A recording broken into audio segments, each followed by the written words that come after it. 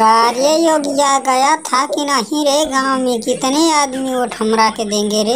अरे मोदी सरदार जी कौनो वोट नहीं देवे कहत बाटे तोहरा के गांव वाले। कवन है रे ससुर के नाती जौन हमरा के वोट नहीं देवे कहत बा? ओकरा के जा सन उठा के हमारे घर लेके आओ। हाँ भोसड़ी वाले पगलाइल बाटा का पूरा गाँव के उठा के लेके आई का? हाँ बतावा कैसे लेके आए ससुर के नाती? हम अकेले बाटे उकुल हम के लगे पीटे जानत बाड़ा की नहीं भल बाटा जौन गुंडा डॉन। कारे अखिलेश्वर हमरा खिलाफ उठत बाटा सोने वोट में तोहने के पता बा कि नहीं हमरा सिवा केहू नहीं जीत पाई। हाँ चाचा हम जानत बाटी अभी मशीन में जौन गड़बड़ी कैले बाटा ना यही से तू जीत जात बाटा। नहीं तो तनी है वाल पेपर से कह के दिखावत तो तनी जीत के यूपी में तनी हम जान जाए तोहरा के। अगर तोहरा गाड़ी में दम होखे तो तनी वोट वाल पेपर से कह के दिखा दा तब हम समझ जाए कि तोहर नाम मोदी बा। अरे मोदी सरदार जी कुल कैसे बात करत बाटा हो? तोहरे सामने मार दी गोली खाए नहने के दोनों। अरे योगी भैया गोली मरले का नहीं जरूरत बा। जब यूपी में अखिलेश भैया का या मायावती का सरकार जब फाइनल हो जाए, जब जीत जाए तब हम दंगा फसाद करवाएंगे, तभी तो हमें जनता नोटिस करेगी। सही कहत बाटा मोदी सरदार जी। ऐदा पारी हम दंगा फसाद करवाल जब इन्होंने का सरकार जीत जाए तब अगला बार हम न जीतल जाए तब केहू नहीं हमने के रोक पाई। मोदी तो है बस का बात नहीं बा यूपी में सरकार चलाओ ठीक बा।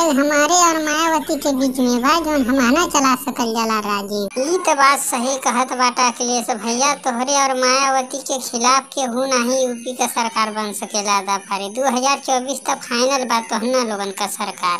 अरे राहुल भैया तू तनिको टेंशन नहीं ला, इस बार तो हम ही लोग जीतेंगे 2024 का चुनाव। बहन जी या तो हम जीतेंगे अखिलेश भैया। अब हमका बहुत गुस्सा लागत है सरदार जी, हम गोली मार दे हम मर्दवा नहीं तेरे तोहर बहुत बेइज्जती सब कैले।